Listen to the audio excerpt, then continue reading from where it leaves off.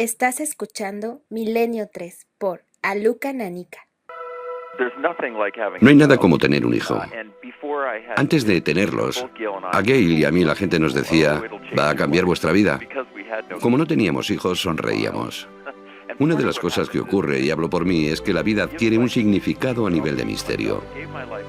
Y cuanto más profundizo en la ciencia, más misteriosas se vuelven las cosas. Antes de tener hijos, pensaba que llegaría a un punto en mi vida en que lo comprendería todo. Ahora sé que solo hay un pequeño porcentaje que puedo entender y que hay muchísimo misterio ahí fuera. Si tratas de unir la ciencia y la espiritualidad, al final llegas a un punto, que podríamos llamar epifanía, en el que te das cuenta de que no hay en el universo un ejemplo mejor de lo que es Dios que un niño. En mi libro hay un capítulo en el que digo que Dios es niño.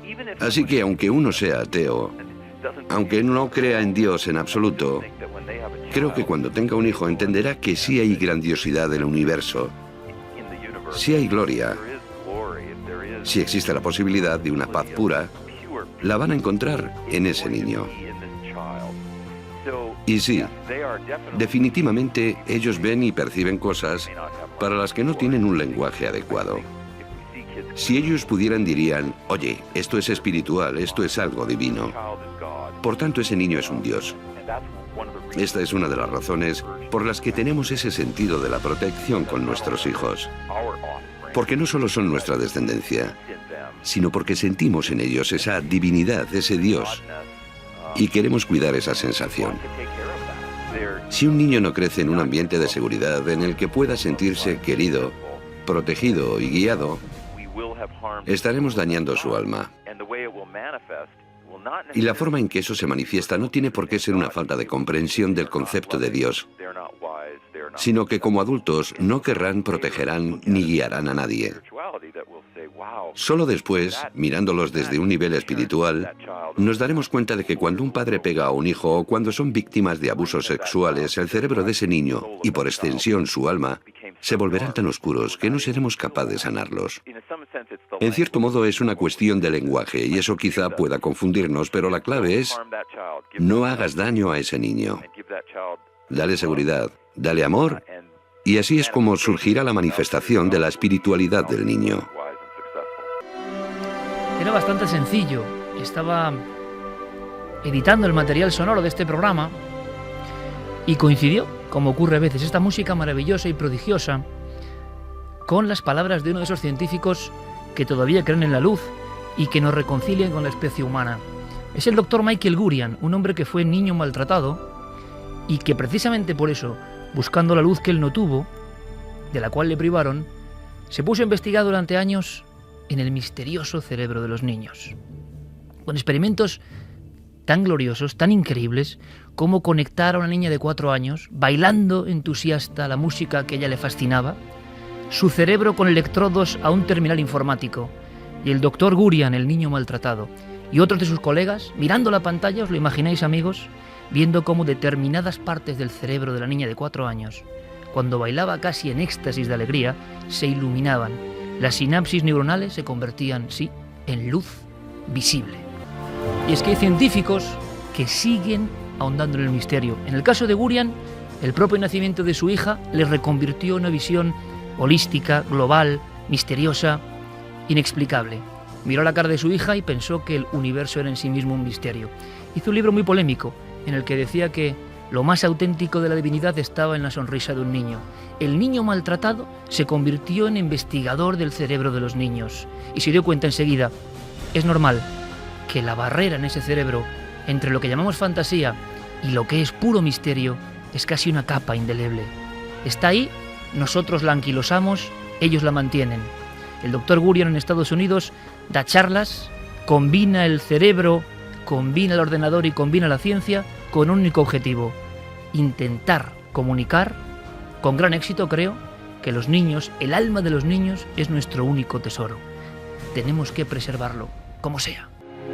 Y cuando uno oye las voces, nos ha concedido esta entrevista en Milenio 3, una autoridad, un niño que lo pasó mal. Qué curiosa historia.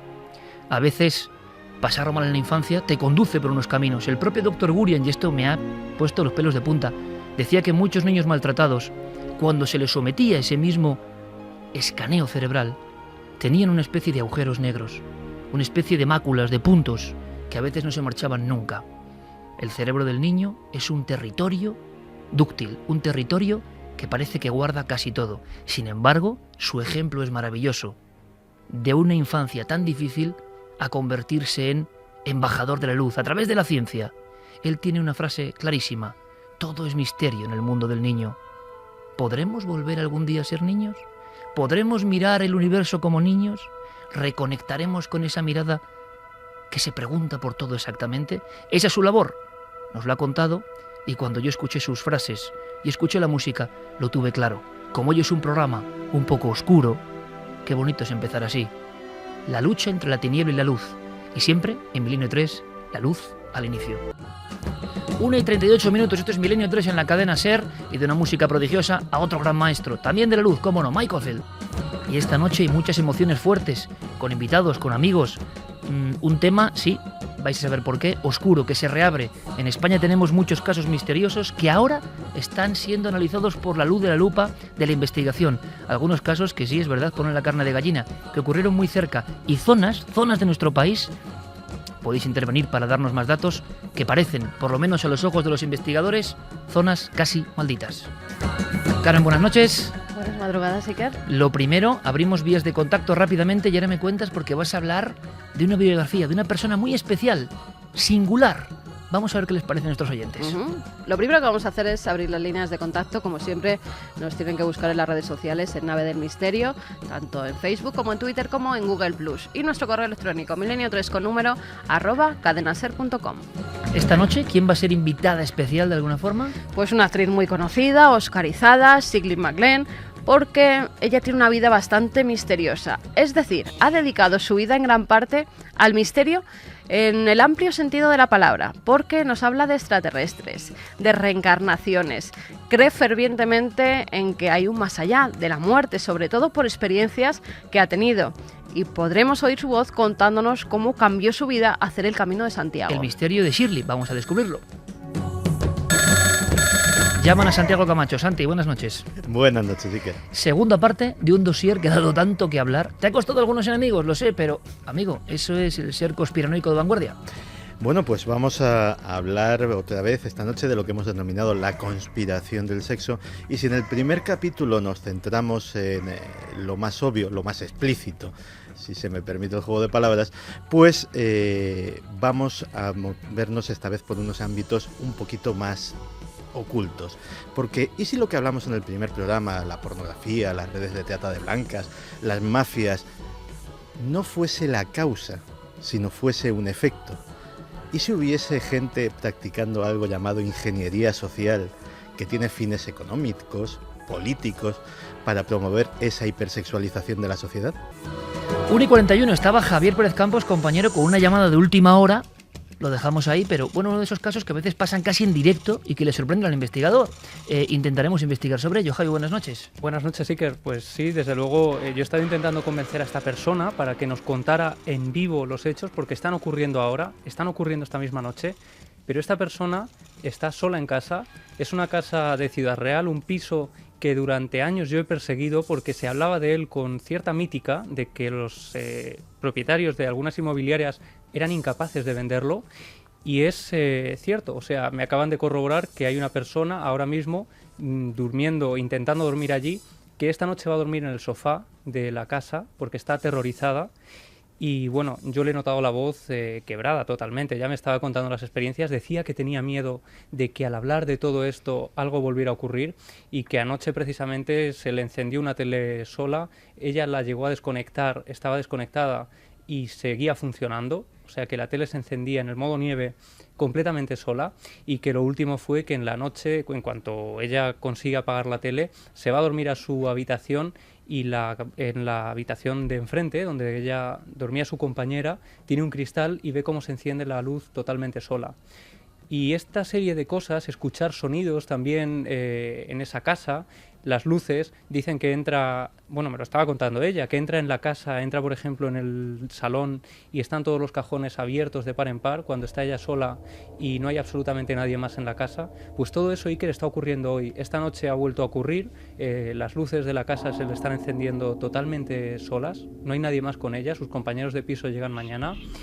Y bueno, decía que esto lleva ocurriendo más o menos desde hace 2 años de forma muy ligera, pero que esta noche y desde un tiempo a esta parte pues está ocurriendo con mayor intensidad. Hombre, si le pasa algo a esta muchacha, debería abandonar el piso, por lo menos momentáneamente, creo yo, ¿no? Sobre todo por ella misma, claro, porque puede claro. tener algún accidente simplemente por el miedo que tiene ahora mismo en el cuerpo. Si tiene alguna amiga o algún familiar que vive cerca, pues lo mejor es que se fuera a dormir a casa de puede alguien. estar más tranquila, puede llamarnos en cualquier momento. Sí, en ella... ese instante sales tú, Javi, porque es que además nos ha ocurrido, esto pasa a veces, justo iniciando el programa y preparando otro testimonio, del que hablaremos, Javi, otra historia que también tiene que ver con una casa, pero de pronto llama a alguien que tú conoces y que está aterrorizado esta misma noche. Bueno, primero, ante todo, tranquilidad, que esto no le va a causar ningún daño y que si puede, pues se desplace, llame a algún amigo, no sé, es que es un poco... Vamos, no suele ocurrir esto, ¿no? Directamente. Ha ocurrido además hace 15 minutos, sí, que hay una persona de mi familia que se ha puesto en contacto conmigo porque esta persona es íntima amiga suya, es decir, que no estamos hablando de un caso de terceras que nos llega por ahí, es un caso muy directo y como te digo, yo he hablado con esta persona y tiene la voz absolutamente quebrada por el miedo. Sobre todo que se tranquilice porque estas cosas no hacen daño a nadie, son muy espectaculares cuando se viven, cuando ves los cajones abiertos cuando no hay nadie en casa, cuando ves esas luces que se encienden, cuando la televisión no está enchufada y de repente se activa, pero bueno, hay que pensar que pueden ser causas naturales, que puede haber algún tipo de cortocircuito y sobre todo que esté tranquila porque no la van a hacer daño en ningún momento. Si aún así sigue estando asustada, como nos comentabas antes de entrar en el programa... Bueno, que llame a la policía directamente si se siente muy agobiada. Bueno, pasa que las fuerzas de seguridad no suelen tampoco hacer... Pero empieza a pasar algo, como ha ocurrido en algunos casos, oiga, pues se puede llamar, no pasa nada, tienen que atenderle, tienen que acompañarla. Sí, además es un problema que le está causando efectos físicos, es decir, que se le está viendo en la salud. Se le ha puesto mal cuerpo a la chica. Tiene muy mal cuerpo y ya te digo, yo pocas veces me he encontrado con un testigo que lo cuente tan en vivo porque es que acaba de ocurrir, que ha ocurrido ahora mismo. A ver si a lo largo de la noche, Javi, sí. Puedes contarnos algo más, ¿te parece? Estupendo. Sigue tú manteniendo la conversación y nuestro apoyo porque la sugestión, el miedo que es humano, puede provocar un accidente que no tiene nada que ver con el más allá, pero que es peligroso físicamente, así que tranquilidad. Oye, que la familia milenaria está aquí vigilando también, aunque sea en la distancia y que no le va a pasar nada.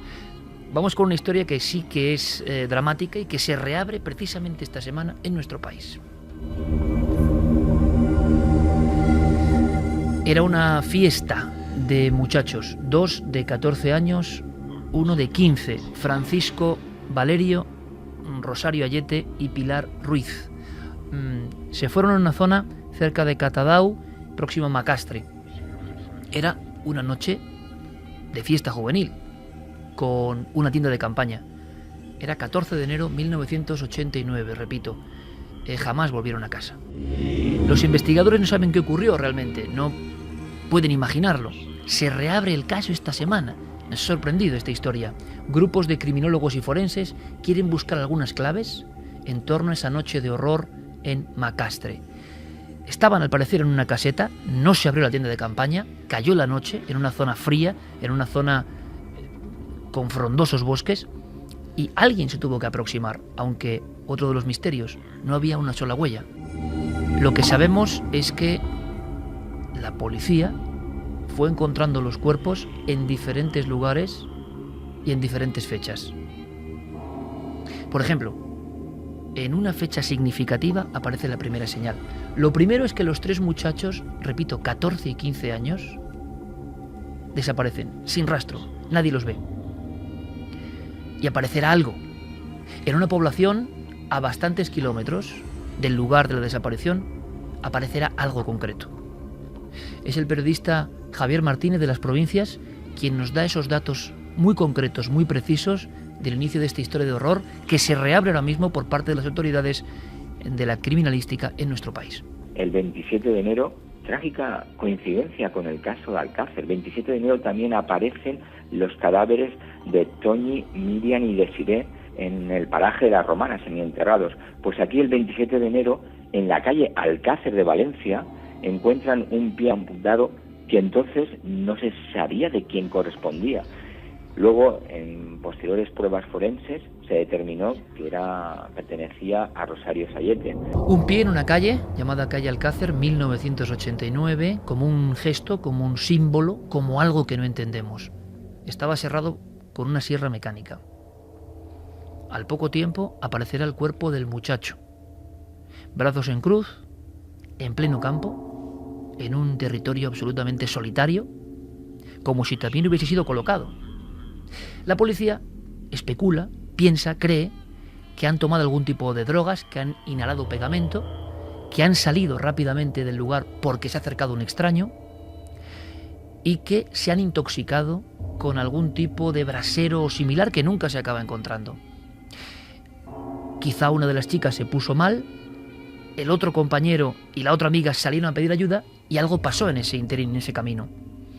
Todo se desbarata cuando surge este pie amputado. Después el muchacho, como si hubieran estado retenidos en algún lugar al mismo tiempo que se iniciaban las investigaciones. Y después, en un cobertizo, aparece, sin signos de violencia, tumbada en la cama y brazos en cruz, la otra chica. Las autoridades no saben qué decir. Vuelven al caso del pie amputado. Lo intentan identificar. 4 meses después, prácticamente, 4 meses después, aparece el resto de la chica. También le falta una mano y tiene la cara desfigurada. Los 3 cadáveres del caso Macastre han aparecido en diferentes puntos, trazando ¿qué? Parece una dramática y real película de terror. ¿Qué clase de código hay aquí? Piensan en un individuo con una sierra mecánica que ha llegado por la noche para sorprender a 3 niños que están en la montaña y que nunca llegan ni siquiera a desplegar su tienda de campaña. Piensan en un cóctel mortal de drogas, pero ¿cómo explica eso los cortes y la distribución de los cuerpos? ¿Qué demonios está pasando?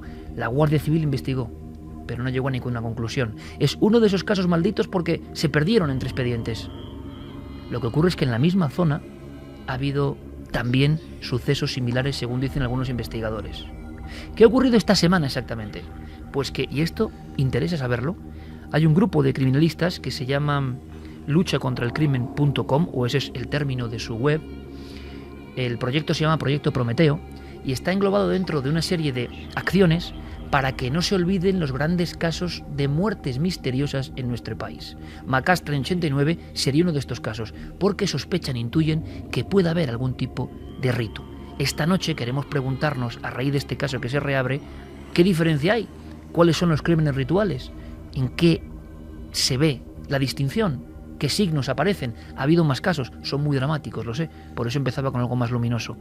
Precisamente el criminólogo que encabeza ese proyecto ha hablado con nosotros, ex Félix Ríos, y nos cuenta por qué aquella excursión que acabó en triple muerte extrañísima en Macastre ahora les interesa. Yo hablaría más de muertes poco comunes, al menos por ahora, ¿no? Se ha especulado mucho, pero yo creo que aventurarnos a hablar de un crimen ritual aún es pronto. Lo que sí es cierto es que solo entre el 85 y el 95 se produjeron en Valencia, a menudo en la misma zona además, unas 23 desapariciones, de las que aparecieron 18 cadáveres. Y solo hubo 3 procesados durante esos 10 años. Se ha hablado de la acción de un asesino en serie en la zona, se ha hablado de grupos organizados de agresores sexuales o de pedrastras, de mafias, etcétera. Yo creo y espero que con nuestra investigación al menos aclaremos algunos claroscuros de lo que es el caso Macastre. Porque habitualmente en los medios de comunicación no se habla de este tipo de iniciativas. Hay personas, desde el ámbito de la investigación criminal, que sienten la irritación que sentimos todos. Un caso, yo he visto esos expedientes almacenados, me impresionó muchísimo, almacenados en una especie de bandejas dentro de una inmensa estantería con las fotos de las víctimas o desapariciones extremas o muertes preocupantes sin resolver. Y uno dice, ¿qué se puede hacer con esto? ¿Cuántas familias sufren ahora mismo? Y muchos piensan, ¿qué ocurrió con mis hijos? ¿Qué hubo de fondo de verdad? La investigación no tiene medios, que por desgracia es la realidad, y se acaba olvidando, aunque siempre Guardia Civil y Policía mantienen la esperanza de que llegue alguna pista. Pero a veces pasan 20 años como en este caso y no llega ninguna pista. Nada, todo son sombras. Sin embargo, el proyecto Prometeo parece que está consiguiendo algunos logros y ahora tienen el objetivo en una zona que siempre ha sido polémica, que siempre se ha hablado y no sabemos si a nivel de leyenda urbana o no. Ciertas comarcas de Levante como lugares donde ha desaparecido mucha gente. Escuchamos a Félix Ríos. Porque se trata de que de que con las técnicas forenses actuales veamos si se pueden conseguir resultados donde no se consiguieron hace, pues en este caso, más de 20 años, ¿no? Con eso se podría llegar a establecer pues determinado tipo de informes que dieran pistas a que el juzgado reabriera las diligencias y ordenara determinado tipo de gestiones, ¿no? Hay casos o antecedentes de casos donde esto lo hemos conseguido. El más cercano es el caso de Soledad Donoso en Córdoba, que apareció pues desmembrada a las orillas del Guadalquivir en el año 92, y bueno, se han conseguido resultados positivos tras más de 20 años, ¿no? Yo creo que este caso no tiene por qué ser una excepción, el caso Macastre. Por desgracia, se consumen películas, bueno, como entretenimiento, donde unos niños van a una acampada, siguiendo la estructura básica de La Matanza de Texas, llega el asesino solitario y provoca el terror. Es mucho más oscuro, más demoníaco, más terrible, más tenebroso cuando uno ve las caras de esos muchachos, los documentos pocos que existen, la recogida de los cuerpos, y uno se pregunta, ¿había algo más? ¿Existen grupos que hacen crímenes rituales en nuestro país? ¿O por lo menos existieron? ¿Cuál es la realidad? Terminamos con este caso, para aportar luz o sombra, no lo sé, con Javier Martínez, que intervino en esta historia, vio los cuerpos, se quedó aterrorizado, y comenta varias cosas que le inquietaron como periodista de sucesos. De pronto, en toda la comarca, empezaron a ocurrir cosas. No hay ninguna información contrastada de que se haya producido tantas desapariciones en el término de Macastre. Sí es verdad que se han registrado varios hallazgos macabros. Hace unos años también aparece el cuerpo semienterrado de una joven de 17 años que había desaparecido.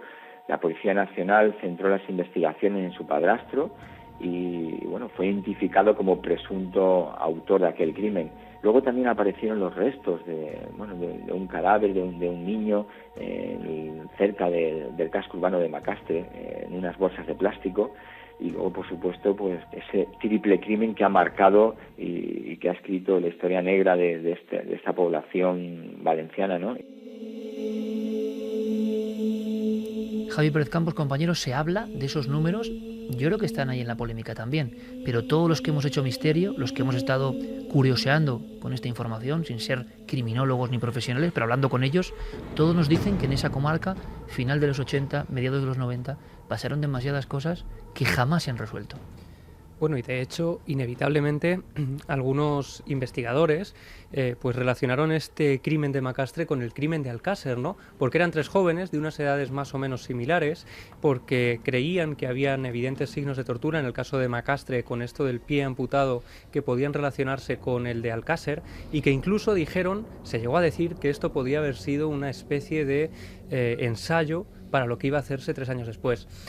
En fin, al final se ha relacionado todo tipo de cosas, pero sí que se habla de que en estas zonas, en las comarcas de Macastre, en Catadau, en Tous, en Chiva, en todas esas regiones ha habido hasta 23 desapariciones en una cuestión de tiempo de unos 10 años aproximadamente, desde el 85 al 95, de los cuales solo aparecen 18. Solo se imputan a 3 personas en estas 23 desapariciones, entre los cuales está Ricard, del caso Alcácer, y al final todos estos casos tienen también una cosa en común, y es que siguen sin resolver. No se sabe cuál es el móvil de todo esto. Al final, Iker, hay discrepancias en todo este asunto, ¿no? Javier Martínez, por ejemplo, dice que no hay tantos casos recogidos, y otros, sin embargo, pues defienden que efectivamente, como escuchábamos a Félix Ríos, ¿no? Él hablaba de que sí hay esos 23 desaparecidos. Clara Tahoces, buenas noches. Muy buenas noches. Sobre las presentaciones, nuestra compañera Clara Tahoces, escritora, periodista, grafopsicóloga, compañera de Más Allá, y muy interesada desde siempre también en la ritualística, la simbología. Y claro, me traía un dossier, una carpeta verde, que me ha puesto también medio malo, porque no recordaba algunas fotografías. Por ejemplo, una en pleno corazón de Madrid, en el barrio de Carabanchel, parece un tronco humano.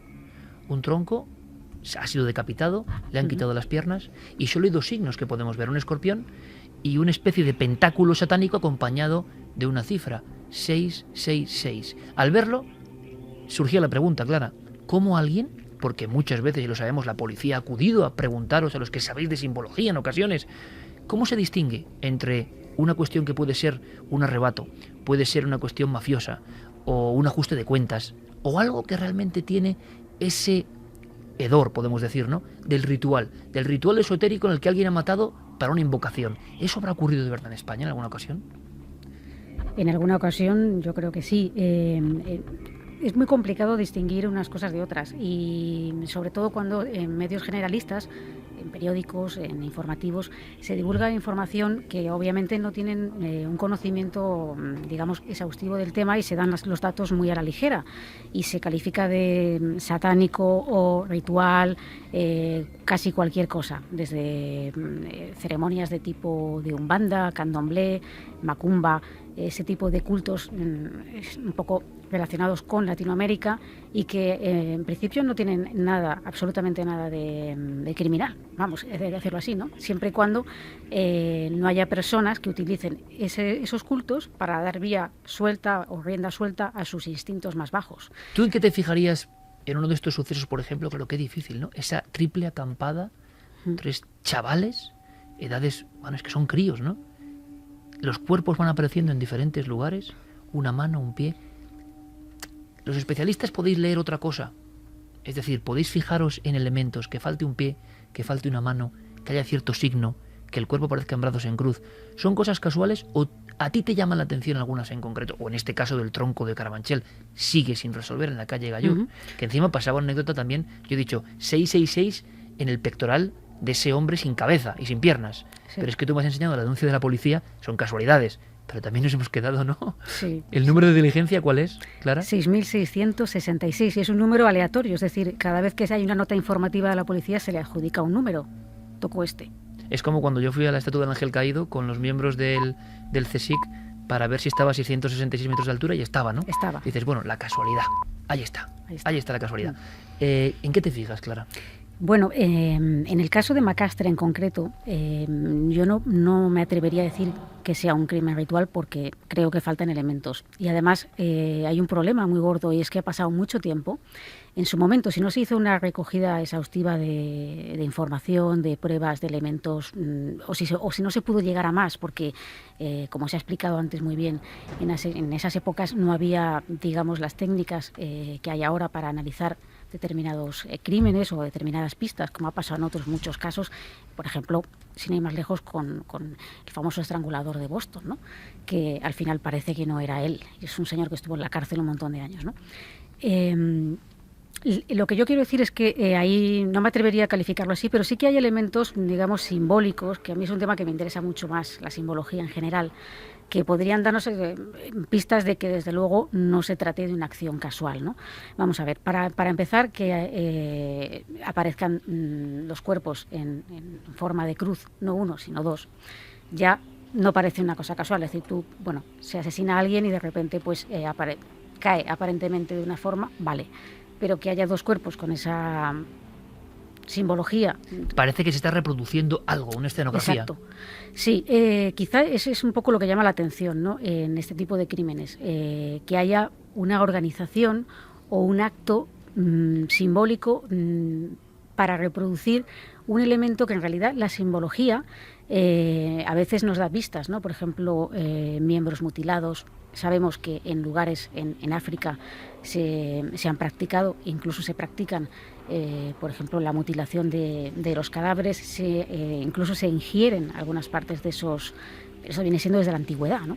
De esos cuerpos, porque se cree que se puede adquirir, digamos, ese carácter mágico que podrían dar elementos, por ejemplo, comer parte de un cerebro del enemigo, entre comillas, ¿no? Podría interpretarse como obtener su mente, su inteligencia, su rapidez, su capacidad intelectual. El corazón es el elemento vital, ¿no? Entonces, pues ahí hay unos elementos que pueden ser casuales, pero lo que no puede ser casual es que estos chicos se vayan de acampada y que aparezcan de una manera, digamos... y por separado. Por separado, con la acción de una sierra mecánica. Es decir, no parece que esto fuera una cosa que de repente se encontraran con un loco, vamos a decirlo así, que vaya por el bosque y que se produzca una carnicería que luego quede ahí reflejada, sino que se han ido como dando elementos, pinceladas que han ido apareciendo. Hay una organización detrás. O sea, cuando digo organización me refiero a que no es un crimen desorganizado, de algo que es dejadez, que se deja, en fin, que hay una premeditación, o esto es lo que a mí me da a entender, ¿no? Y sobre todo parece, no sé, da un poco la impresión de que Quizá alguien sabía que estos jóvenes iban a hacer una acampada, porque bueno, si hay alguien que quiere cargarse a alguien, pues realmente puede hacerlo en cualquier momento y siempre hay alguien, si tú quieres matar, la oportunidad está ahí, eso está claro. Pero si tú te vas a un sitio un poco apartado, en fin, no tienen por qué saber que estás ahí, no creo que aparezca un señor con una sierra mecánica casualmente, quiero decir. Permíteme que te interrumpa mínimamente el discurso, Clara. Ahora vamos a viajar a un punto de Europa. Decía Santiago Camacho que hay países nórdicos que tienen un nivel de vida impresionante, hay que decir, que tienen unos sistemas educativos que son envidiables, pero resulta que también tienen este lado oscuro que aterra. Y ha habido noticias de última hora sorprendentes. Fermín Agustí, compañero, buenas noches. Buenas noches, Iker, buenas madrugadas. Una madrugada más, no solo somos trending topic, sino que estamos entre lo más hablado en Twitter ahora mismo. Gracias, compañero. Pues son las 2:04 y claro, Jeremy Martínez nos pone estas músicas de Herbst 9, que es alguien que yo creo que, bueno, no sé, estaba pensando en estas cosas cuando hacía esta música. Es un poco oscuro, pero es así, es la realidad que también existe. Y es que hay noticias, porque es verdad que es curioso cómo los lugares del primerísimo mundo en ocasiones son los más perfiladores de simbología y podemos, vamos a decirlo, aprender de la tiniebla para ver si ocurre algo así en España, que por desgracia ha ocurrido en algunas ocasiones y podemos identificarlo. ¿Os acordáis de la masacre de la isla de Utoya? Tú lo decías, Santi, es que Noruega es un país bastante oscuro y que no se enfadan los noruegos, pero bueno, es un país que tiene una leyenda criminal fuerte y simbólica y conectada con sociedades secretas en muchas ocasiones. Bien, escucha atentamente esta noticia que te cuenta Carmen. Santi. Pues hace unos meses será detenido en Francia un ciudadano noruego llamado Christian Berg Vikernes. Estaba acusado, o por lo menos le detenían, porque estaba transmitiendo a través de internet una serie de mensajes que alertaron a la policía. El caso es que la policía creía que este tipo iba a llevar a cabo un acto terrorista parecido al de la isla noruega. Lo detuvieron, solo pudo estar detenido casi 3 días, era lo máximo que lo podían retener porque no tenían pruebas contundentes contra él. Lo que sí averiguaron es que este tipo ya había cometido un asesinato. Este individuo hace 20 años se hizo célebre por cometer un asesinato que estaba relacionado con el black metal. Lideró un movimiento que luchaba por el regreso a las raíces paganas del viejo continente, las runas vikingas y el paganismo. Su primer grupo musical se llamaba Kalashnikov. Bueno, ahí está el arma, ¿no?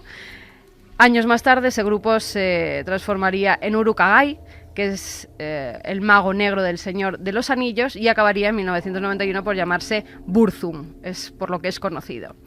Vikernes se fue rodeando de una serie de personajes relacionados con el mundo del satanismo, el lado oscuro, los invocadores del maligno, del diablo. Se reunían en una tienda de discos que se llamaba Elvet, que quiere decir en castellano infierno, donde allí además pues hablaban de black metal, de lo que hacían sobre el culto al Tercer Reich y sobre todo de erradicar el cristianismo en Noruega. Será una batalla, y lo de siempre, compañeros, que no piense la gente que vamos en contra del black metal, ni mucho menos, que es un estilo musical como cualquier otro, pero que el caso fue así. Nosotros estamos satanizando nada, pero que el caso fue exactamente así, con estos componentes. Entonces esto es muy curioso, una serie de grupos que tenían su valor musical, digámoslo así, o no, que no lo sé, que lo que pretendían, muy reconocidos, que pretendían despojar al norte de Europa de sus raíces cristianas. Ellos querían volver a lo que había antes, ¿no? Al paganismo. Es en el fondo como ocurría en Perú, junto a las líneas de Nazca, hay que decirlo, porque es de lo más tenebroso que yo recuerdo, cuerpos desmembrados al lado de figuras de Nazca o de Palpa, y a veces una señal de seguidores de la tradición. O sea, queremos lo de antes, los dioses paganos extraños de antes, y a veces la forma de proceder era siniestramente parecida, ¿no? En un lugar tan alejado como Perú y en Noruega. Muy parecida. Había la tienda esa donde se reunían varios grupos de black metal a hablar de todas esas cosas y sobre todo del lado oscuro, al cual estaban muy cercanos, incluso hacían adoraciones y misas satánicas. Una de esas personas, que era el dueño de la tienda, era Euronymous, así se conocía, porque era también de un grupo de black metal muy conocido. Y este le dice, bueno, pues no te preocupes, a Vikernes, que yo te voy a producir tu primer disco. En ese momento empieza a haber una serie de líos entre ellos, sobre todo por dinero. Se deja un dinero, el otro no se lo devuelve. Empieza a haber mucha envidia entre los dos, envidia que se llega a convertir en odio. En 1992, Vikernes participa en la quema de varias iglesias. Es acusado, es detenido, pero no hay pruebas para encarcelarlo. En ese momento le llegan una serie de rumores de que Euronymous intenta capturarle para torturarle y al final asesinarle. Y Euronymous como el Bosco. Sí, parecido, no se escribe así, ya. Se escribe de otra forma, se pronuncia parecido, pero no es como el Bosco. Lo que hace Vikernes es decir, vale, me han llegado esta serie de rumores, voy a ir a tu casa y lo vamos a hablar cara a cara para ver si es verdad, y si me quieres asesinar, hazlo. Eso es lo que él cuenta después de ser detenido. Cuando llega al domicilio, dice que su anteriormente amigo va a la cocina, coge un cuchillo e intenta matarle. En ese momento él se zafa, el amigo va corriendo por debajo de su casa, lo coge por detrás y le apuñala. Él dice que en defensa propia. La autopsia revela que hay 20 puñaladas, la mayoría de ellas por la espalda y algunas en la cara. ¿En la cara por qué? Porque se había ido de la lengua. Había dicho que él era uno de los culpables de esa quema de iglesias. En el fondo, Santi, es como cuando hemos viajado y no sé si por fortuna o por desgracia hemos estado en muchos sitios, en muchas catacumbas, en muchos lugares subterráneos, en Asia, en Europa y en África, y en América. Y muchos de los... Me estoy acordando ahora de un lugar concreto cerca de Túnez donde están todavía los mosaicos, los ángeles, eso impacta bastante. Y siempre, como con una furia iconoclasta, les hacen como una puñalada de madera. Bueno, eso viene desde siempre. A los ojos, a la boca, ¿no? Como no ver y no hablar. Y acordaos, amigos, hablábamos de Levante, que la cultura íbera española, de repente, esas esculturas tan raras que hacían, les tomaban miedo o algo que no sabemos, y en el siglo IV a.C. les apuñalaban con otra piedra los ojos y la boca, haciendo un triángulo raro, ¿no? Del que no sabemos nada. Pues aquí prácticamente lo mismo. Además está relacionado con lo de Utoya porque Andrés Breivik, que era el que hizo esta matanza donde murieron 77 personas, mandó a 530 personas su manifiesto de lo que iba a hacer. Y una de estas personas era precisamente Vikernes. Por eso se le relacionó con que probablemente podía cometer él también un atentado por las cosas que estaba publicando en Internet. Bueno, es que Bart Vikernes es todo un personaje.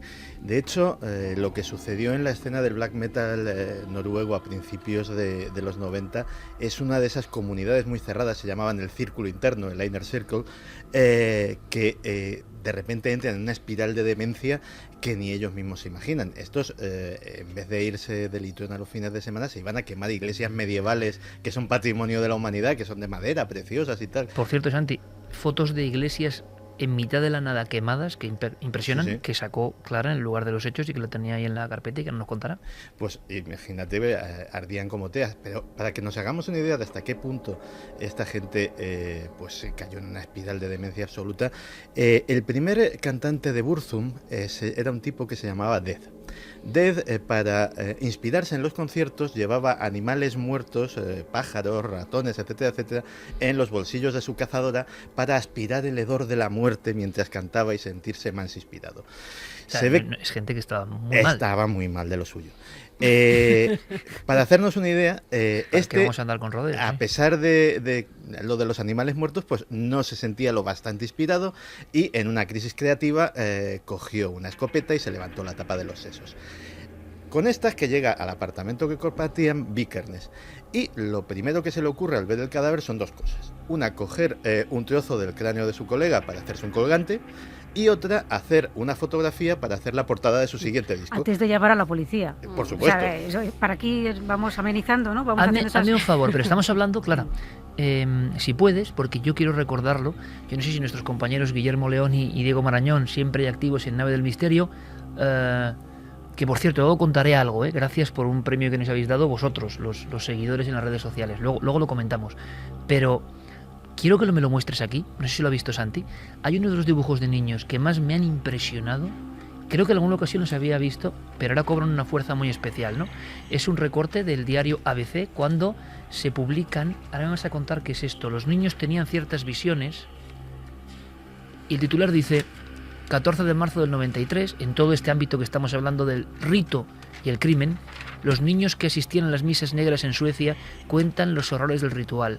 Y aparece gente que tiene como una profunda herida, una especie de maniquí, el dibujo de un monigote lleno de fuerza que puede hacer un niño.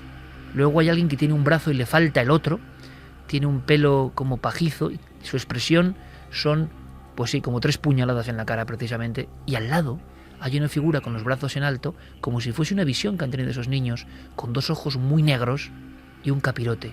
Parece un nazareno del mal en mitad de la noche. Tenemos aquí, como siempre, la información, los documentos que ya amarillan por el paso del tiempo, Clara, y que impresionan. Y tú te fuiste a investigar todo esto. Sí, bueno, a ver, no fui solo a eso, ¿vale? Pero sí que hice un recorrido por los países nórdicos. Estuve en Suecia, en Noruega, en Dinamarca y en Finlandia. Y la verdad es que justo en aquella época pues era precisamente cuando hubo casi una verdadera psicosis en medios de prensa, cuando empiezan a salir estas noticias tan extrañas que no llegaron a ningún lado, porque es que a día de hoy no sabemos qué ha pasado con... ¿No se resolvió esta historia de los dibujos, las sectas, los niños, las quemas? Se dejó de hablar de ello. En parte, vamos a ver, el tema de... Se dejó de hablar de ello sin más. Sí, bueno, de hecho yo escribí a la oficina de inmigración sueca antes de ir para informarme, porque se hablaba de la desaparición de medio centenar de niños, que lo estamos hablando de 1 ni 2, de edades entre 4 y 12 años, de campos de inmigración, de niños evidentemente que venían de países destrozados por la guerra, como Yugoslavia y otros lugares, y bueno, pues estas noticias empiezan a salir y los campos de refugiados empiezan a darse cuenta de que han desaparecido 52 niños 2 años después. Entonces, bueno, yo creo que si tú quieres cometer una serie de crímenes o puedes hacer barbaridades, vas a buscar siempre a víctimas, salvo que estés muy trastornado y te cargues al primero que pasa por la calle, gente que no, en principio no sea reclamada o que su desaparición pueda pasar desapercibida, como ocurrió en estos casos, ¿no? Y al escribir a la oficina de inmigración sueca, pues me contestaron como que eran historias fantasiosas, que no podían negar, que no querían admitirlo, ¿no? No podían negar las desapariciones, pero que se habrían marchado voluntariamente del país. ¿Y de dónde surgen esos dibujos tan terroríficos de los niños? ¿Quién los hace? ¿Por qué? Esos dibujos los hacen una serie de... O sea, es que se mezclan muchas cosas en aquella época, esos dibujos son divulgados por una catedrática de teología de la Universidad de Uppsala, Eva Lundgren, con la que también me puse en contacto y que declinó, o sea, no llegó a contestarme. Esta mujer había sido amenazada de muerte. Ella tenía una serie de testimonios en vídeo de niños muy pequeños que hablaban precisamente de lo que estamos comentando en esos dibujos. Esos dibujos fueron hechos por ellos y describían lo que habían vivido en sus propias carnes. Y algunos de ellos eran niños deficientes mentales, que no creo que se estén imaginando ni inventando nada, ¿no? Veían los personajes del capirote. Sí, decían, incluso hablaban, pues que, por ejemplo, a las mujeres embarazadas con un cuchillo les abrían la barriga. En uno de los dibujos se ve una barriga con una cruz, ¿no? Para sacarles los bebés. Ellos lo comentaban así, que les daban un azúcar que sabía muy amargo. Se piensa que se les podían haber drogado durante esas ceremonias, vamos a llamarlo así, y que incluso les bebían la sangre y se obligaban a beber a ellos. Hablamos de los años 90 en la zona posiblemente más avanzada y desarrollada del mundo, sí, en los bosques nórdicos. Sí, de hecho pues estuvo rastreando toda la zona de los bosques de Suecia cercanos a las afueras de Suecia, que son unos bosques impresionantes que yo recorrí y pude ver ciervos sin ninguna dificultad. Te quiero decir, son zonas donde realmente en invierno se acumula una capa de hielo de hasta 30 centímetros. Y se estuvo rastreando esa zona porque algunos de los niños decían que allí los habían enterrado, que los metían en cajas de plástico. No se halló nada, Iker. ¿Y era la misma zona o el mismo entorno donde ocurrió de repente entre grupos de seguidores de movimientos más o menos oscuros la quema de iglesias? Allí hubo una quema de iglesias en Suecia, pero realmente donde más se quemaron fueron en Noruega, con esto del black metal, que, como digo, yo quiero decir de antemano que yo no tengo absolutamente nada en contra de este estilo musical. No me gusta, porque no me gusta, pero quiero decir que hubo una especie de...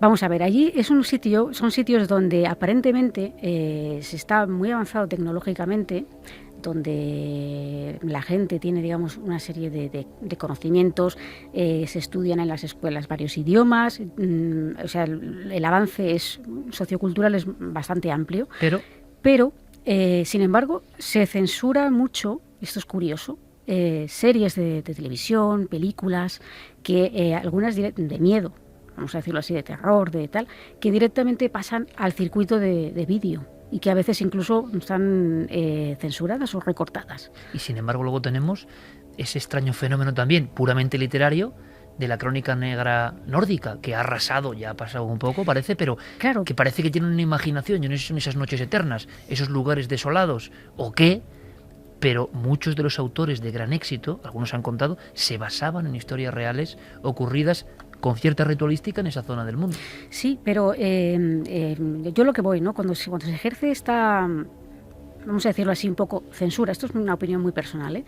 Una censura en contenidos del lado oscuro, vamos a decirlo así, es decir, como imagínate que este programa allí estuviera mal visto, por ejemplo, ¿no? Seguro que estaría Quiero mal decir visto. que muchos de estos aficionados a ocultismo, a satanismo, si entran en cualquiera de nuestras casas, si quieren, en la casa de Santi, en la casa de Javier Pérez Campos, que además es aficionado sobre todo en la casa de Santi, a los libros, digamos, de este estilo, o de Carmen. Quiere decir que Carmen aquí la vemos muy tal, pero ella tiene una serie de cosas en casa que, madre mía, solo hay que ver la sección de Cuarto Milenio de objetos extraños, ¿no? Pues cualquiera de nosotros... que somos un loco, claro, es decir, que se dedica a hacer rituales extraños. Exacto. Entonces, cuando se producen estas quemas de iglesias y tal, se produce también paralelamente quema de libros de esoterismo, quema de libros de misterio, se reúnen en las plazas de algunos pueblos. En los años 90. Sí, y en esos países. En el caso de Noruega, además, no hay que olvidarlo, en el caso del Inner Circle, del death metal noruego, estamos hablando también de que hay un componente neonazi muy importante. Sí. Es decir, no solamente estamos hablando de neopaganismo, sino que el pasado nazi, mezclas, ¿no? El pasado nazi de Noruega está muy mal digerido. No olvidemos que es el sitio, por ejemplo, donde se instalaron los Lebensborn, aquellas granjas de niños perfectos que quería Hitler, y que precisamente donde más hubo fue precisamente en ese país. Pero además, Santi, el contraste entre una sociedad que busca una especie casi de raza perfecta, una sociedad hipertecnificada, pero también muy fría, muy poco empática en ocasiones, ¿no? Pero ya te digo que, y sobre todo que, fíjate ahora que se habla tanto de la memoria histórica, es un país que no quiso saber absolutamente nada de ese pasado, y toda esa parte del periodo nazi la cerraron muy en falso, con lo cual ha dejado fantasmas. Fíjate, el propio Vikernes, una de sus frases muy descriptiva de la ideología de este movimiento es: Europa no es un concepto geográfico, Europa es un concepto biológico.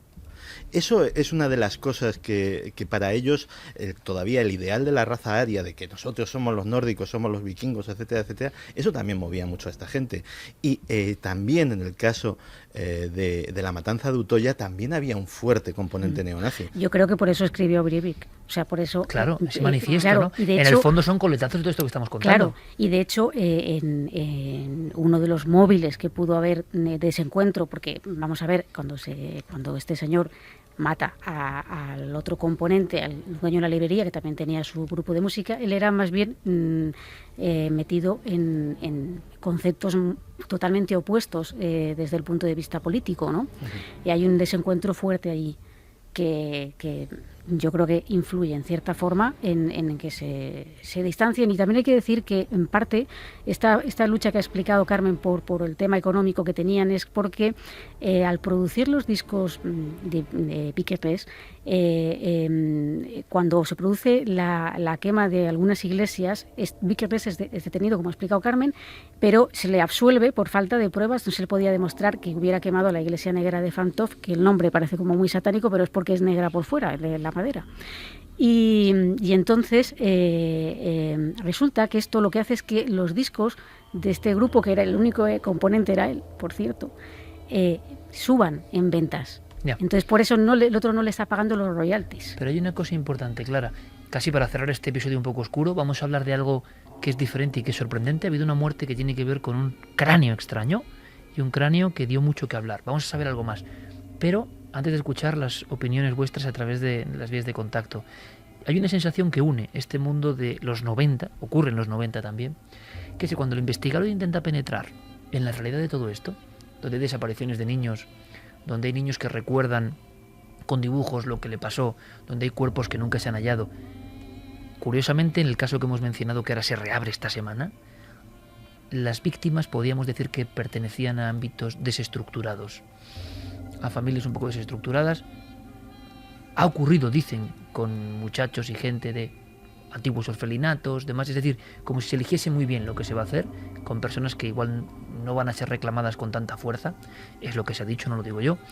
Pero la sensación es que cuando el investigador desde fuera quiere penetrar en este mundo, y sé a lo que me refiero, por compañeros investigadores, se encuentra con un círculo precisamente de hermetismo en autoridades, en periodistas locales. Es como si todo el mundo hiciese mutis y nadie quisiese dar una sola pista, sea Noruega o sea España. Con lo cual, el ámbito entre leyenda o verdad de rituales y crímenes de este tipo, quizá con un origen esotérico, satánico, sigue estando ahí, en un terreno que es muy difícil descifrar, ¿no? Sí, y yo estoy convencida de que muchísimas de estas noticias no tienen nada de satánico. Es decir, posiblemente hay otro tipo de intereses relacionados con la pederastia o con otras cosas que ya es bastante satánico, ¿no? Que sí, bueno, que es bastante terrorífico también, ¿no? Pero que la línea de lo que es la información y un poco parece mentira, ¿no? Que estamos hablando de, a lo mejor, en este caso, por ejemplo, noticias que salían casi a diario en el ABC, un medio nacional, ¿no? Pues hay una línea muy delgada entre lo que es la verdad, los hechos y el mito o la casi psicosis social. ¿En España elegirías algún caso con componentes, en tu opinión, realmente ritualísticos para saber si hay algo más que leyenda? Bueno, en realidad cualquier cosa es ritual, es decir, nosotros practicamos rituales. Hay que tener en cuenta que un ritual es una acción que se desarrolla para lograr conseguir algo o para pedir algo o para reforzar una creencia. Es decir, quien lo realiza es un poco, en el fondo, supersticioso, pero realizamos rituales todos en el fondo, ¿no? Un cumpleaños es un ritual, la Navidad es un ritual, la comunión es un ritual, todo esto está muy bien. El problema es cuando esos rituales, y no estoy hablando de manías, digamos, obsesivo-compulsivas, que pueden llevar, por ejemplo, a lavarte las manos 30 veces al día, porque pienses que si no lo haces te va a ir mal, por ejemplo, ¿no? Sino a personas que realizan a lo mejor una serie de acciones para pedir algo, ¿no? Entonces, desde ese punto de vista, cualquier crimen podría ser ritual si quien lo realiza lo hace con una intencionalidad, aunque sea nimia. Es decir, ahí podríamos entrar. El problema es saber si el ritual es para pedir algo o si se está pidiendo algo porque en el fondo se tiene una patología y se cree que eso te va a comportar un beneficio, ¿no? En Galicia recuerdo 2 casos: el crimen de los tilos, de una mujer que su marido, en una especie de arrebato, le sacó las vísceras, colocó una cafetera, colocó unos signos, nadie ha descubierto. Te quiero decir, el silencio que se cierne sobre algunos casos.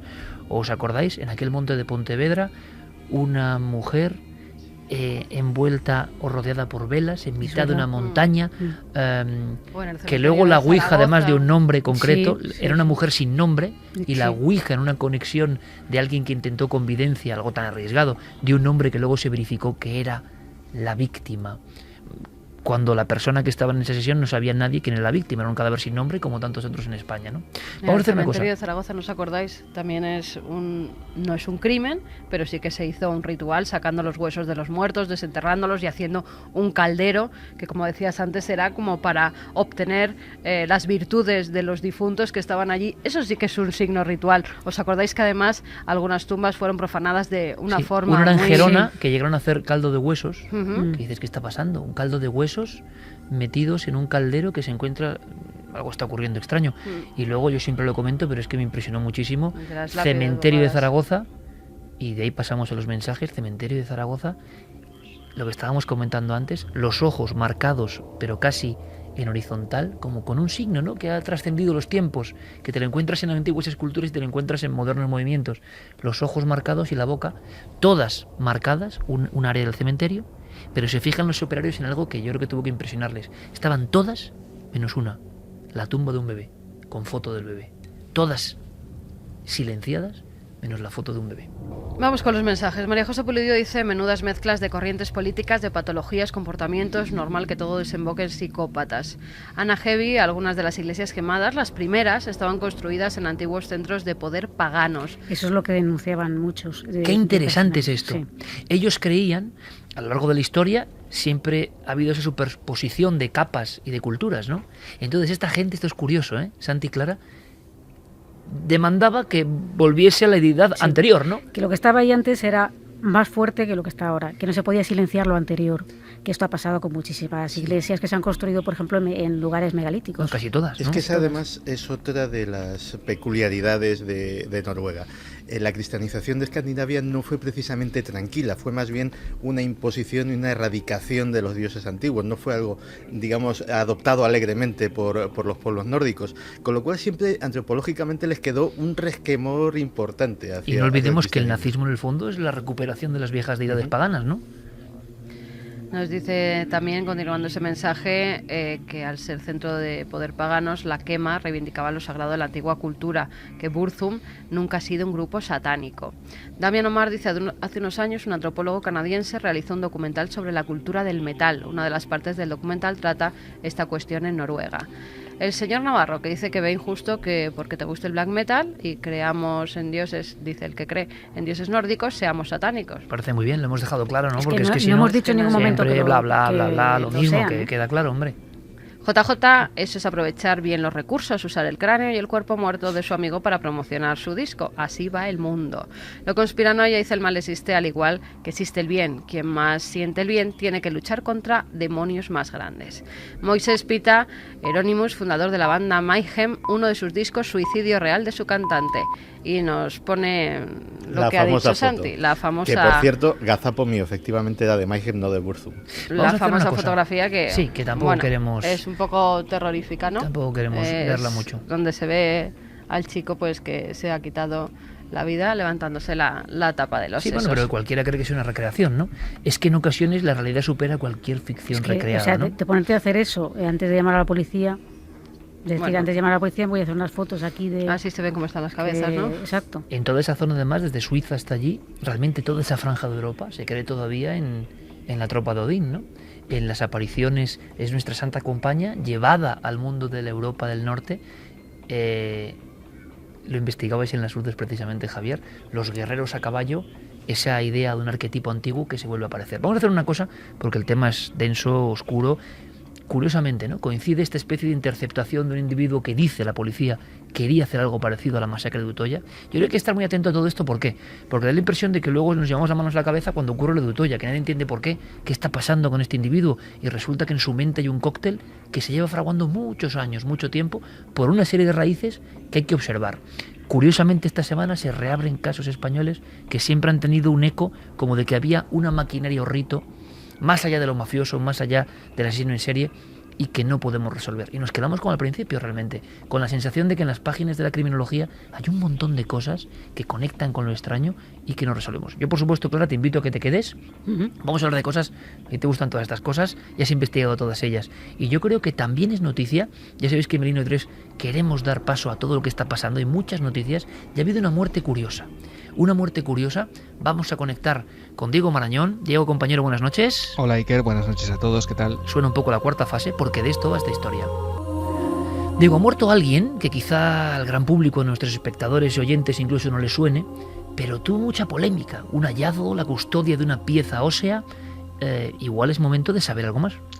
Vamos a repasar un poco esa historia, y que ha muerto el protagonista de este relato. Un relato que comienza más o menos hacia el año 1930. Y nos tenemos que situar en el túnel de una vieja mina, cercana al Cañón del Cobre, que es una zona muy proclive a las leyendas que tienen que ver con seres venidos del cielo. Estamos al noroeste del estado de Chihuahua, en México. Y alrededor de 1930 es cuando una niña estadounidense que ha ido a visitar a sus abuelos encuentra algo bastante curioso en ese túnel. Encuentra 2 esqueletos completos. Lo que puede rescatar es solo el cráneo del más pequeño de ellos. Un cráneo sumamente extraño, muy raro. Esta joven lo guarda toda su vida y tras su muerte lo entrega a un matrimonio, Ray y Melanie Young, que finalmente se lo ceden al investigador norteamericano Lloyd Pye. Él se convertiría en su custodio hasta esta misma semana. Pye enseguida observa que ese cráneo es muy extraño, como te digo, y comienza a estudiarlo con la colaboración de algunas empresas especializadas en genética. De hecho, en febrero del 99, Pye se convierte en el director del Star Child Project, que es una organización que se crea exclusivamente para investigar ese cráneo. Una calavera que, a simple vista te la voy a describir, Iker, es deforme, es más abombada de lo normal, tiene las cuencas de los ojos muy pronunciadas y cercanas a la nariz, no tiene apenas puente óseo y la parte posterior de su estructura no presenta la forma cóncava que cabría esperar, sino que es más bien plana. Además, el grosor de ese hueso, de ese cráneo, es mucho más fino que el de un cráneo normal. Pero lo que es curioso es que su dureza, según las investigaciones llevadas a cabo por Pye, es 2 veces mayor de lo que cabría esperar. El investigador hace la prueba del carbono 14 y los estudios revelan que ese cráneo puede tener unos 900 años, pero las investigaciones aportan aspectos mucho más interesantes. Siempre según Pye, hay que decirlo, los resultados afirmarían con un 90% de probabilidades, atención, que el extraño cráneo sería fruto de la relación entre una madre humana y un padre de raza desconocida de nuestro planeta. Lógicamente, en opinión de Pye no habría duda, si esa especie no es terrestre, solo tenemos una opción: mirar a los cielos. Y a partir de aquí, Iker, se inicia una guerra de análisis y contraanálisis que rebaten esos primeros resultados y apuntan a un origen humano del cráneo. Pye se defiende en un primer momento. Él dice que ha habido una contaminación de esa calavera y no duda en culpar a algunos estudiantes que han estado en contacto con ella. Es entonces cuando decide hacer una réplica, una copia exacta de ese cráneo y guardar el original en una caja fuerte de un banco de Texas. Además, no tardan en cargar nuevos análisis para probar esa teoría que él defiende, que es que los visitantes estuvieron aquí hace mucho tiempo, engendrando a una especie de raza híbrida. Pero la polémica estaba servida y ya nunca abandonaría el cráneo. Escuchamos a Joy Pye hace unos años. A lo largo de este año, en 2009, esperamos realizar una prueba de ADN que nos permita recuperar el genoma completo de este cráneo excepcional. Cuando tengamos esos resultados, espero que a fines de año tengamos la seguridad de que esta calavera va a hacer historia, de la forma más grande que puede hacerse. Va a probar que una vez, hace 900 años, un ser extraterrestre caminó por el planeta Tierra, concretamente en México. Esas últimas pruebas a las que se refería Pye son realizadas en un laboratorio de Estados Unidos cuyo nombre él dice que por seguridad no puede desvelar. Y los datos que supuestamente sacan a la luz es que ni siquiera eran 2 como se creía hasta el momento, sino hasta 3 los seres implicados en la concepción del niño de las estrellas, como se le llamó.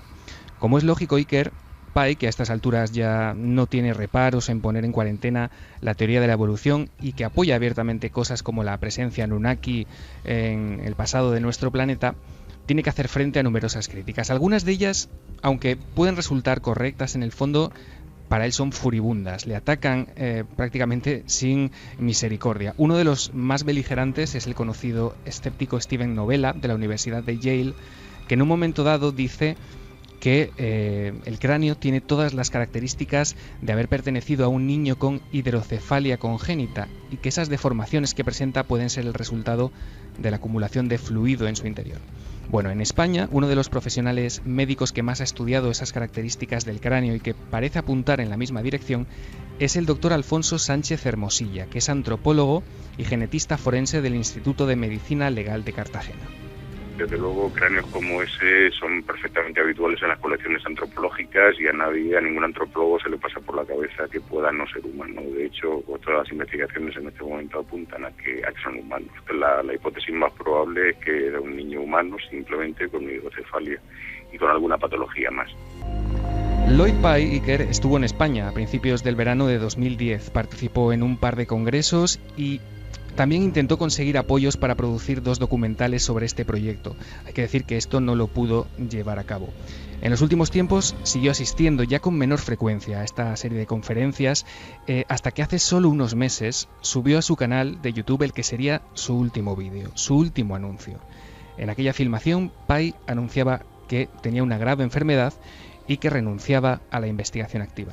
La noticia le afectó profundamente, pero aún así quiso compartirla de este modo que vas a escuchar con los simpatizantes de su proyecto. Hi, I'm Lloyd Pye. Hola, soy Lloyd Pye. Muchos de vosotros durante los últimos 14 años me identificaréis como el guardián del cráneo del niño de las estrellas. Durante ese tiempo habéis sido una gran ayuda y un apoyo continuo. Agradezco todo lo que habéis hecho para hacer que el proyecto avance. Sin embargo, hoy tengo que hablaros de un problema personal. Hoy es 21 de julio de 2013. Hace 5 días, el 17, un oncólogo me diagnosticó un linfoma agresivo. Ha sido un gran golpe para mí, para mi familia y para mis amigos. Ahora que esto ha ocurrido, quiero luchar por mi vida. Como os digo, hace 5 días, cuando me lo comunicaron, no me lo podía creer. Y estoy seguro de que muchos de vosotros, si me conocéis, sentiréis lo mismo.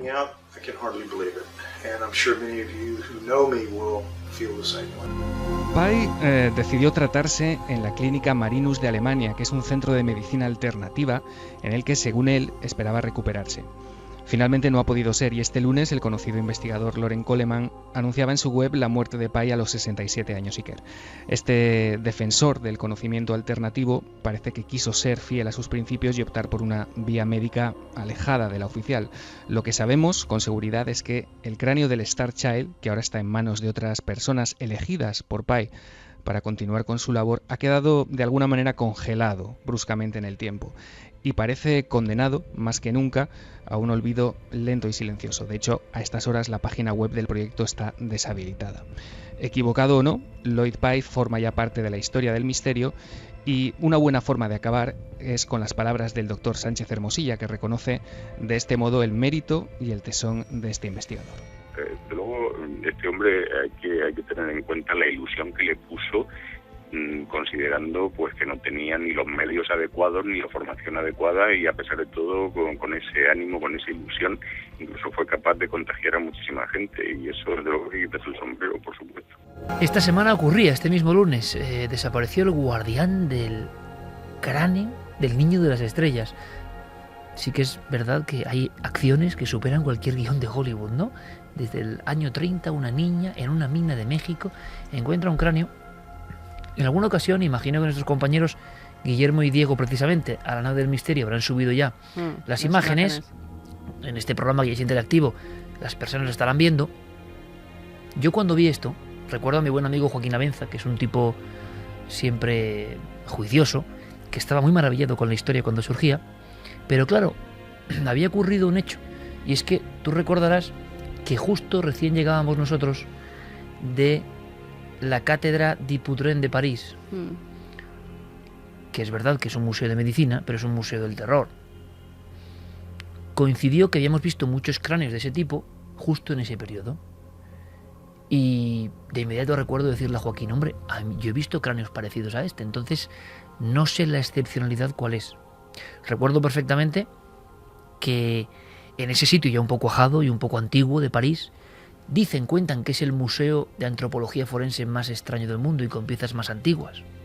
Cuando fuimos Carmen y yo coincidió que no había nadie. O igual es que hace mucho tiempo que no va nadie por allí.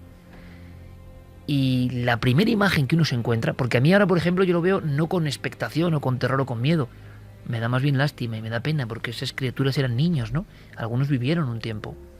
Y entonces, claro, eran auténticos cráneos macrocefálicos, extraterrestres puros y duros en lo que es la imaginería, ¿no? Encima allí lo tienen en unas vitrinas de madera, cogiendo polvo, y había una parte que era un ejército de niños con la cabeza impresionantemente desproporcionada, los cuerpos muy famélicos que acompaña esa hidrocefalia. Luego había unas baldas con cientos de cuerpos de las grandes facultades de medicina y hospitales parisienses. En ese lugar parece que es el primer sitio, como haría luego Reverte como en España, donde los doctores empiezan a hacer un museo de teratología. Hay niños cíclope, hay niños con el tono verdoso de los cíclopes, con el ojo y la nariz probóscide. No estoy hablando de ficción, estoy hablando de una realidad que los médicos conocen. Pero claro, ver todo eso en un sitio, y encima recuerdo perfectamente, Carmen, y tú lo sabes, que había una mujer que guardaba todo ese material. Y de repente se va metiendo por un pasillo, y esto tú sabes que es cierto. Estamos Carmen y yo solos y decimos, bueno, pensamos que había gente viendo esto, ¿no? No. La gente no suele ir a ver museos tan raros. Claro, en París. Pero es verdad que es un museo impresionante ese nivel, como tuvimos en Madrid de Reverte Coma, que no sé si está cerrado o no, ya. Y de pronto oigo una voz, y era la voz de esta mujer. Y estaba hablando con un niño cíclope metido en un bote de formol del siglo XVIII.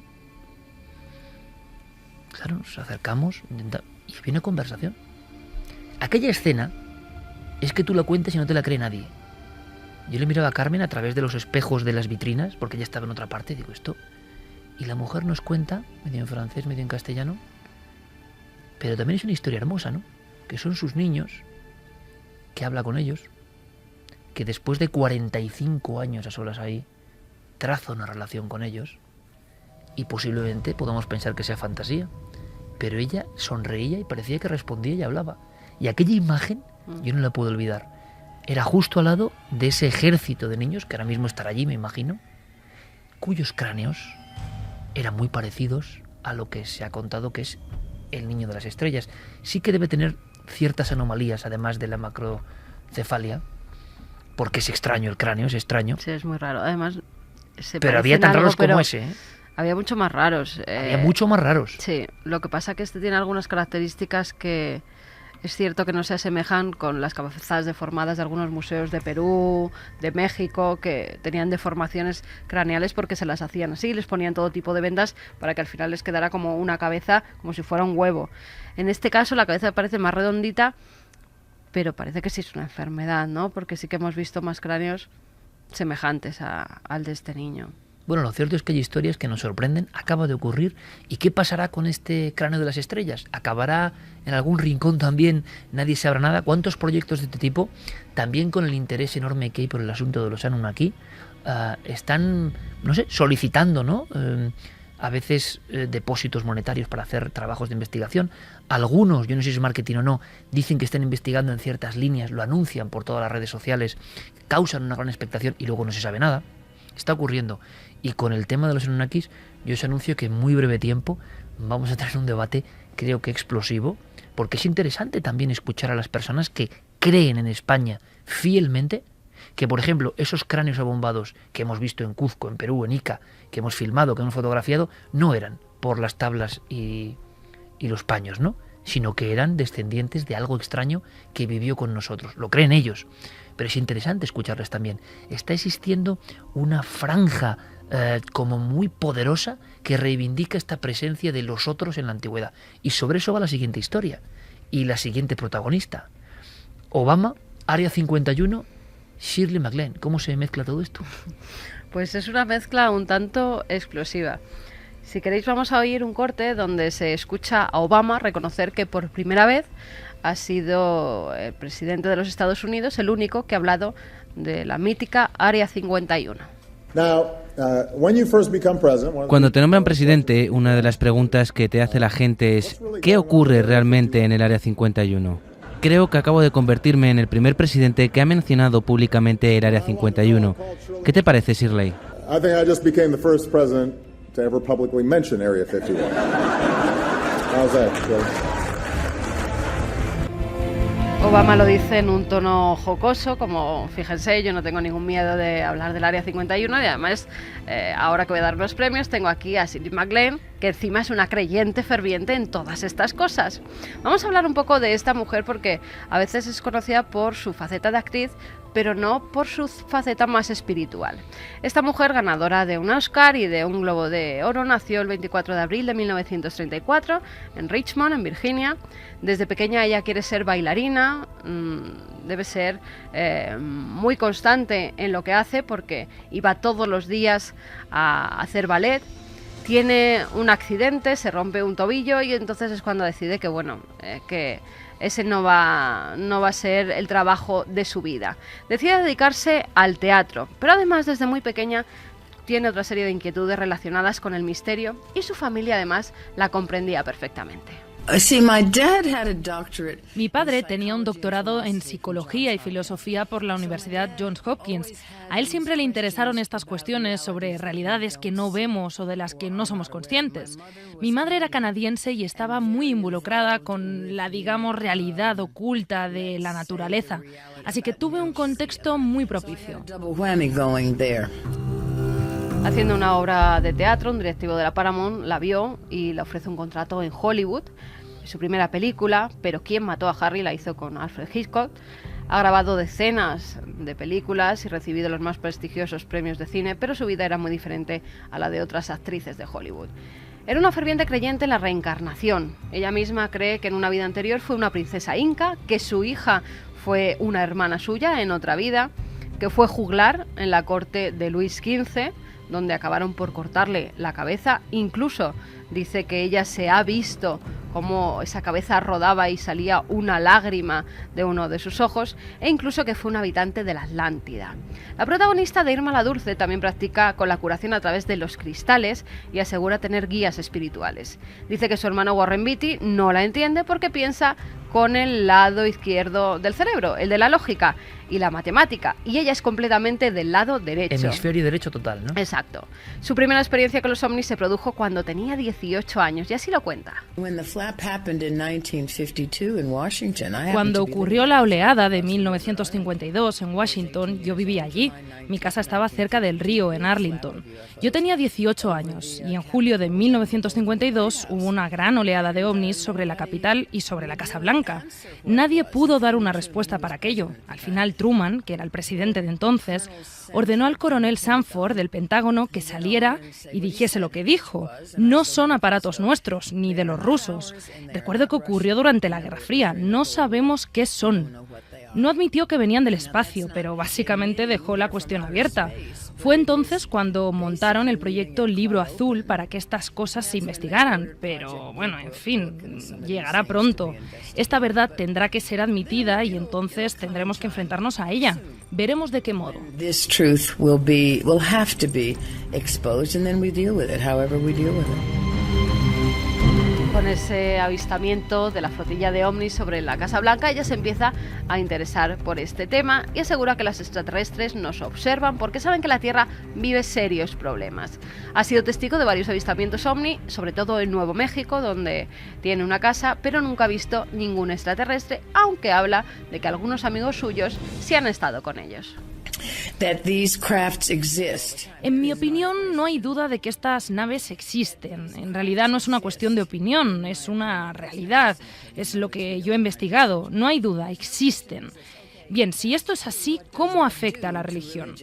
Lo que digo es que para ellos, Dios, la gente con la que he contactado, que han estado a bordo de estas naves y que han sido pacientes de John Mack, el gran psiquiatra americano de Harvard, dicen que para los visitantes, para estos seres de las estrellas, no les gusta la palabra alien y no les culpo, para ellos Dios también existe. Son hijos de Dios como lo somos nosotros. They are children of God just as we are. 2:51, escuchamos a Shirley MacLaine, toda una leyenda de Hollywood. Es curioso, no tienen ningún rubor en contar estas cosas y a mí eso me encanta. Segundo, acaba de mencionar a John Mack, el psiquiatra de Harvard que se atrevió a trabajar con los abducidos y que acabó creyendo, como pasa a veces en los investigadores, en esa realidad. El psiquiatra de Harvard que, yendo a su última conferencia, según él con revolucionarias conclusiones, muere atropellado en un paso de cebra. El señor John Mack, ahí lo he mencionado. Una casualidad, ¿no? Como otras de las que ocurren. En Perú, esta mujer tiene una serie de experiencias, algunas de ellas la marcaron bastante. Asegura que salió de su cuerpo y que entonces comprendió cómo son las almas y que éstas experimentan con lo que es la persona física. Sabe que hay vida después de la muerte porque su padre tiene un terrible accidente de coche en el que tiene una ECM, una experiencia cercana a la muerte, y le cuenta que ha visto ese túnel y que ha visto a familiares que le han dicho que no era su momento y que tenía que volver a acabar las cosas que tenía en la tierra, que no era el momento de estar con ellos. En 1994, Shirley también tiene una experiencia que es muy importante, que es hacer el Camino de Santiago. Lo hizo desde Roncesvalles, desde el Pirineo francés, y dice que durante este viaje, que fue muy iniciático para ella, descubre quién es ella verdaderamente, se empieza a conocer a sí misma y que además conoce a Dios.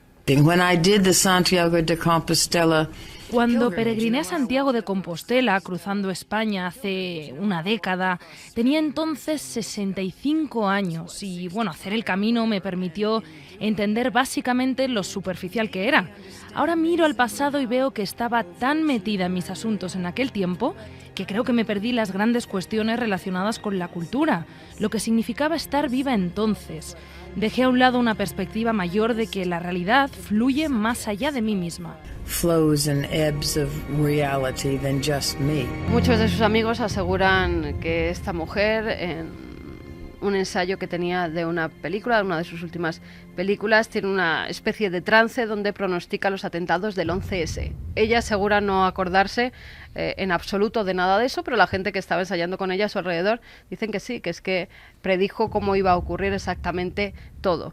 Y quiero acabar con una cosa que me ha parecido muy bonita y que ella hace. Lo explica en un libro que publicó y dice que en cada casa a la que ella se muda hace una pared de vida. ¿Qué es esto? Pared de vida. Pared de vida.